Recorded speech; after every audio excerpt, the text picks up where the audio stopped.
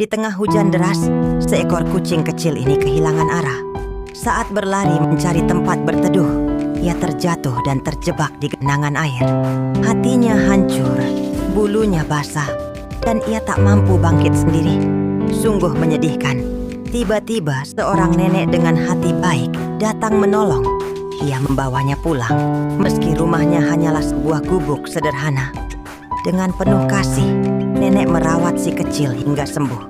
Memberinya makan dan minum, memberikan cinta yang selama ini tak pernah ia rasakan. Kini, si kucing sudah sehat dan tak pernah lepas dari sisi neneknya.